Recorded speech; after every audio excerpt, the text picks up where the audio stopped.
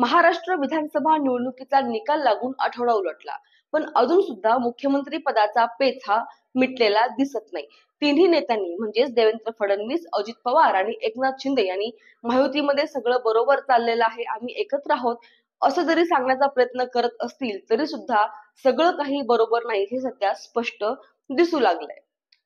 एकनाथ शिंदे यांनी पत्रकार परिषद घेऊन मोदी जो निर्णय घेतील तो मला मान्य आहे असं जरी सांगितलं असलं तरी एकनाथ शिंदे हे खुश नाहीत असं सध्या बोललं जाते.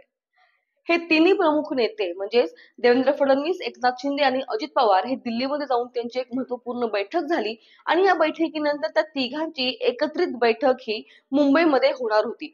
परंतु ही बैठक टाळून एकनाथ शिंदे आता त्यांच्या गावी म्हणजे दरेगावी गेल्याचं सध्या बोललं जाते आणि ते तिथं ते नॉट रिचेबल सुद्धा आहेत. या तीन नेत्याची मुंबईमध्ये महत्वाची मीटिंग होणार होती, त्यांच्या महत्वाच्या बैठका होणार होत्या, खाते वाटपाबद्दल आणि पदाबद्दल इथे निर्णय होणार होता. परंतु ही बैठक टाळून एकनाथ शिंदे हे दरेगावी का गेले असावेत याविषयी आता प्रसार माध्यमामध्ये किंवा समाजामध्ये आता चर्चा रंगू लागलेल्या आहेत. यावेळी प्रसार माध्यमांनी, वृत्तवाहिन्यांनी एकनाथ शिंदे यांच्याशी संपर्क साधण्याचा प्रयत्न केला असता त्यांनी मी फक्त विश्रांतीसाठी आलेलो आहे असं सांगून नंतर बोलतो म्हणून त्यांनी पत्रकारांशी सुद्धा संवाद टाळला. आणि यातच शिंदे यांचे निकटवर्तीय शिवसेना पक्षाचे नेते संजय शिरसाट यांनी केलेल्या वक्तव्यामुळे आता वेगवेगळे तर्कवितर्क लावले जाऊ लागले. एकनाथ शिंदे यांनी दिल्लीची बैठक आटपून मुंबईची बैठक अचानक रद्द करून दरेगावला जाणं, तेथे ते ज्यावेळेस दरेगावला जातात त्यावेळेस ते पत्रकारांशी मोठ्या मनमोकळेपणाने संवाद साधतात. परंतु यावेळेस पत्रकारांना बगल देणं, त्यांच्याकडे दुर्लक्ष करणं, त्यांना टाळून त्यांना उत्तर न देता फोन त्यांचा नॉट रिचेबल येणं हे काही वेगळे संकेत सांगतायत. आणि यातच संजय शिरसाट यांनी एक वक्तव्य केलंय. या वक्तव्यामध्ये ते म्हणतायत, राजकीय पेच प्रसंग आला, विचारासाठी वेळ हवा असेल तर ते त्यांच्या गावाला जातात, तेथे त्यांचा फोन लागत नाही.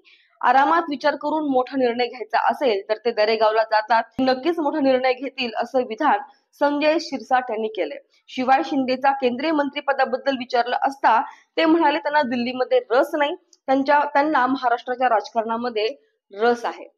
संजय शिरसाट यांचं हे वक्तव्य आता वेगळ्याच तर्कवितर्काकडे घेऊन जाते, कारण सध्या मुख्यमंत्री पदावरून मोठ्या प्रमाणात पेच प्रसंग सुरू आहे. एकनाथ शिंदे हे मुख्यमंत्री होते, परंतु आता भाजपा 132 जागा जिंकून महायुतीतला सर्वात मोठा पक्ष बनलेला आहे. त्यामुळे साहजिकच मुख्यमंत्री पदासाठी भाजपा हा अट्टहास करत असणार आणि एकनाथ शिंदे हे यांना उपमुख्यमंत्री पदावरती कदाचित समाधान मानावं लागेल. परंतु गृह खात्यासाठी आता ह्या दोघांमध्ये किंवा महायुतीमध्ये सध्या वाद चालू आहेत असं बोललं जातंय, कारण गृह खातं हे भाजपा सोडायला तयार नाही आणि अर्थ खातं हे अजित पवार सोडायला तयार नाही. त्यामुळं सर्व महत्वाची खाती आणि महत्वाचं पद हे भाजपाकडे गेलेलं आहे आणि महत्वाचं अर्थ खातं हे जर अजित पवार यांच्याकडे गेलं तर एकनाथ शिंदे यांच्याकडे काय उरतं. त्यामुळं एकनाथ शिंदे हे नाराज आहेत की काय असं बोललं जातंय आणि यातच त्यांचं दरेगावला जाणं, तिथे त्यांना शाप येणं, ह्या सर्व गोष्टी काही वेगळ्या वळणावरती जात आहेत का असं सध्या राजकीय वर्तुळामध्ये बोललं जातंय. तुम्हाला काय वाटतंय, एकनाथ शिंदे या सर्वांच्या पार्श्वभूमीवरती काही वेगळा निर्णय घेतील का? त्यांची भूमिका ही महायुतीला बाजूला सारण्याची असेल का, किंवा यातनं ते काही वेगळा निर्णय घेऊन एक मोठा धक्कातंत्र भाजपाच्या ऐवजी एकनाथ शिंदेच महाराष्ट्राला देतील का? याविषयी तुमचं मत काय कमेंटमध्ये सांगायला विसरू नका. आणि आजच्या व्हिडिओमध्ये आपण इथेच थांबूया, भेटूया पुढच्या व्हिडिओमध्ये. तोपर्यंत व्हिडिओला लाईक करा, शेअर करा आणि सबस्क्राईब करायला मात्र विसरू नका. धन्यवाद.